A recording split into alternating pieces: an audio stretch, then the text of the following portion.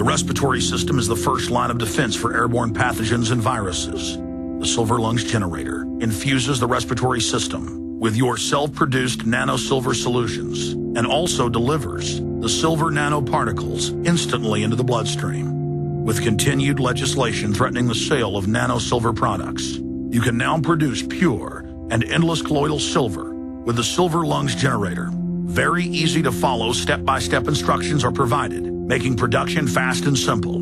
Go to www.silverlungs.com today and learn more about the breakthrough technology of the Silver Lungs generator. That's www.silverlungs.com. He's the T-Rex of political talk. Alex Jones on the GCN Radio Network.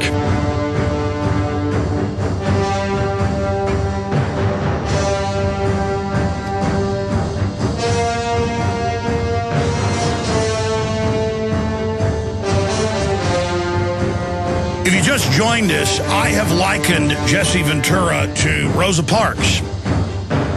I've likened Miss USA, who went to the Dallas airport, and they went in her panties and touched her genitals. She broke down and cried, and then they made fun of her. They had to settle with a woman in Amarillo where they pulled her blouse off, then made comments about her breast. They put notes in people's bags saying, hey, I'd like to basically have sex with you. Hey, get your freak on, girl. I've had TSA make fun of me and make little snide comments. I've watched Jesse Ventura in Atlanta where they went up between his legs. Ron Paul says it's done the same thing to him. He's a medical doctor. I've had medical exams, and quite frankly, it's disturbing, even when it's your doctor, and you're like a cow they're checking, to have them, check for hernias and things and do what they do. And last year, we had airline pilots who said, that's it, our union, we're going to boycott, we're not going to fly. They reported that former combat pilots would have to go home and would throw up in their parking lots, in some cases, after they were groped. Because people, they say, get tough, take it. Get tough. This is about humiliating people. This is about getting in your space. And I've watched Governor Ventura while they laughed and giggled and said, it's the governor, and, basically wanted autographs and stuff in Atlanta. As he said, this country's like East Germany now. This is why I go to Mexico part of the year. And it was all a big joke to them. It's all very funny. TSA 2 weeks ago when I was flying out of Vegas for a meeting with Governor Ventura, the guy said to me, he said, I have administrative rights. You basically don't have rights. And now the TSA is announcing checkpoints in America. And I want Governor Ventura to continue to elaborate on this martial law situation in his own words. But now he's got breaking news today. He's now learned exactly what went down and how the judge sat on it for a certain period, so it couldn't even go to the Court of Appeals, even if he wanted to go to the Star Chamber. Now notice, under this federal law that gives the TSA all this martial law power, you don't get a jury trial now. It goes right to the Court of Appeals. So this is a new system of government. You got the Star Chamber Super Congress now that originates the spending bills. All of this centralization of power is happening, and he's going to cover the waterfront here with us. A, there's been a national media blackout. B, when he does local news, he's going to tell you what happens to him. They misconstrue what he says, take it out of context. It's incredible. So he's got a whole raft of things we'll cover in the next hour, and we will open the phones up specifically for people that have a question for Jesse Ventura as well.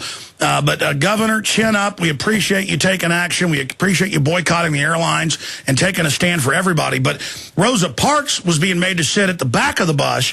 Imagine if they were saying, well, we're going to grab your breast and stick our hands down your pants and put you in a microwave oven. This is far more than that. This is a civil rights issue of our Fourth Amendment, of the 10th Amendment, states' rights. I mean, you're a governor. I want you to speak to that. Governor, you've got the floor here. Tell us what's happening.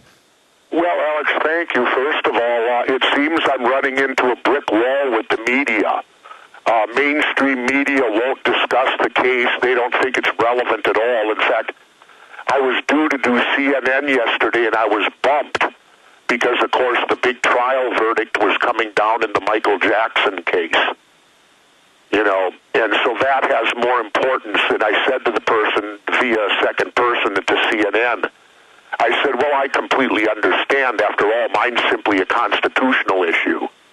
Why would that take preference over, Michael Jackson's verdict on his drug overdose?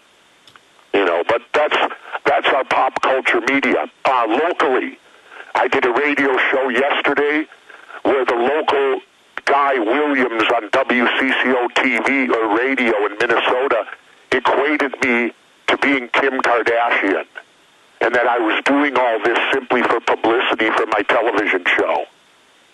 This entire court case. Incredible. I guess my children have never flown, and my wife hasn't flown in 9 years just because of the searching, not much less the groping now. I guess we never get to fly anywhere and visit places because we want publicity as well. I don't know, but that's what I'm going up in. Excuse my voice, Alex. I'm battling a bit of a sore throat, but that's what I'm going up against in the media, and you're really my only outlet right now. I laughingly kidded you about it last week, but it's actually come true that I think I'm going on tomorrow with Judge Napolitano on Fox. He's one of the decent guys out there, and he's going to have me on tomorrow, and I'm sure the judge will want to talk about this, and we'll get his opinion because he's a legitimate judge, or was before he took his TV show. So we'll get his opinion on what just went down on it. But other than Judge Napolitano and you, I really have no media at all because they're avoiding this like the plague because I have to believe they're part of it too.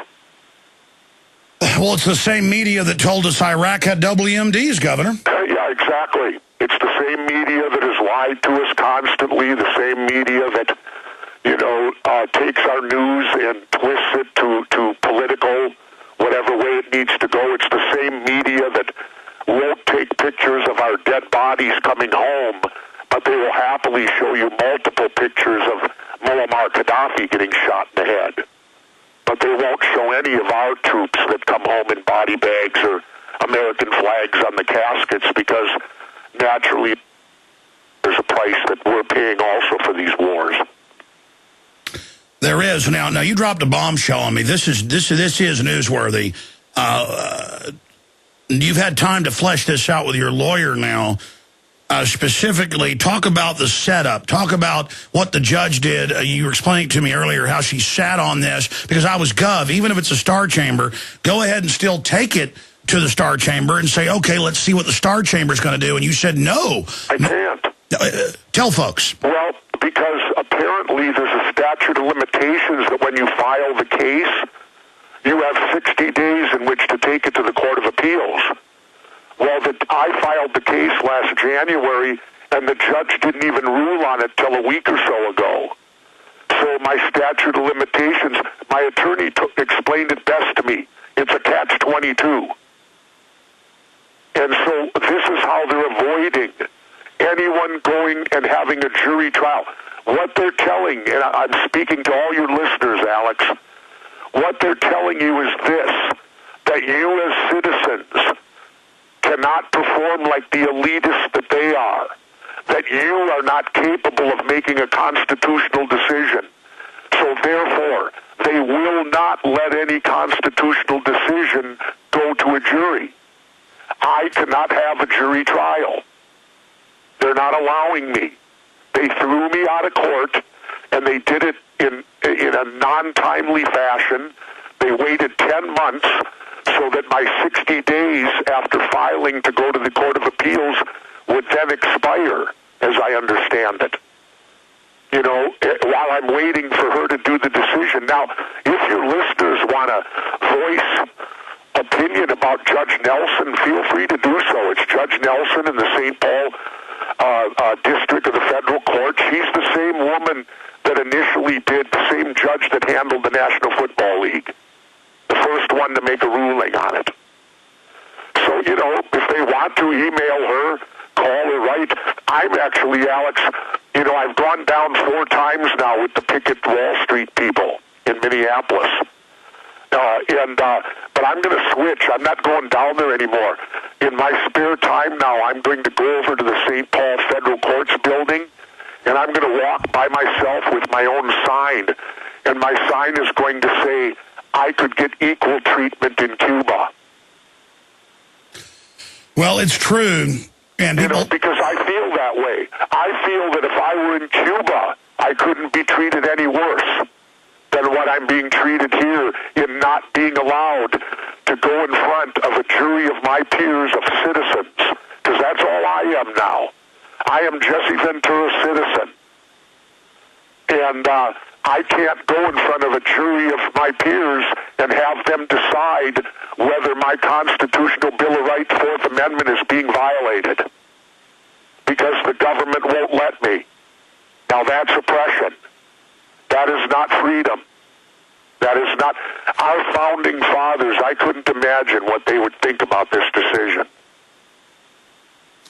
Well, you're right, and now they're announcing, hey, we've been using OnStar to listen to you without warrants. Hey, those smart meters, they can track what you're watching on television. That's mainstream. Well, how about the Viper teams now in Tennessee?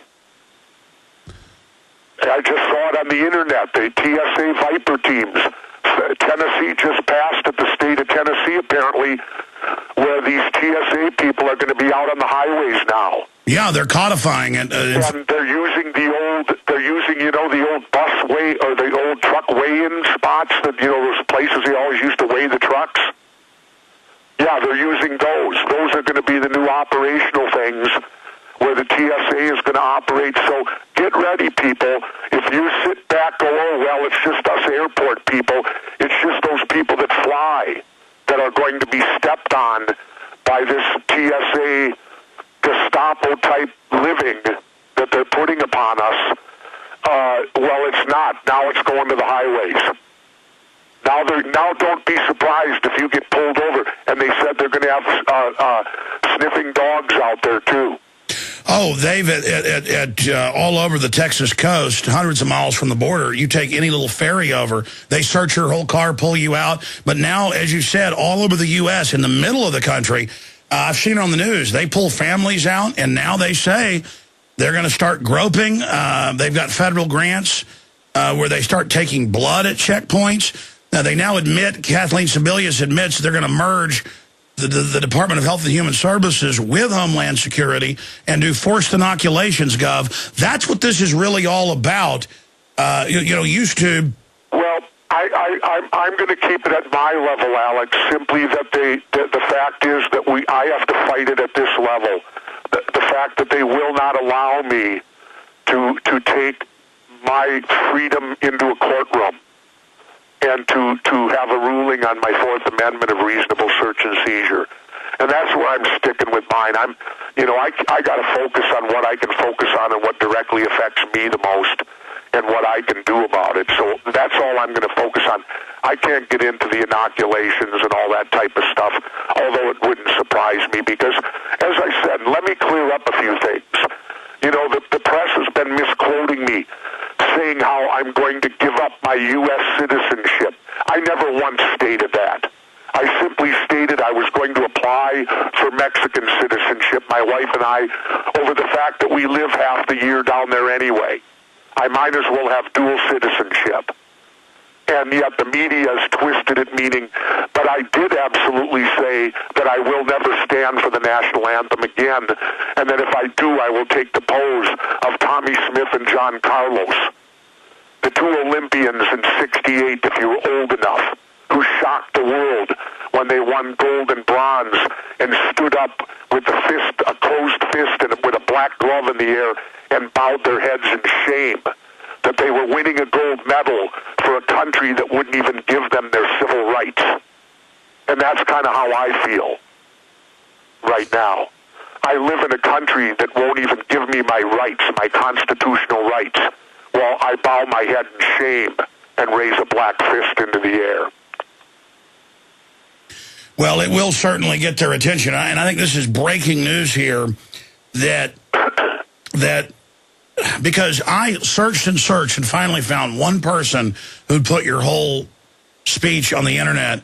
The Associated Press and others edited it. And then when I talked to you, you weren't saying I'm giving up my U.S. citizenship. You were saying that, well, I'll just try to get dual citizenship and at least so I have some place to go to sometimes and spend more time in Mexico, or I can totally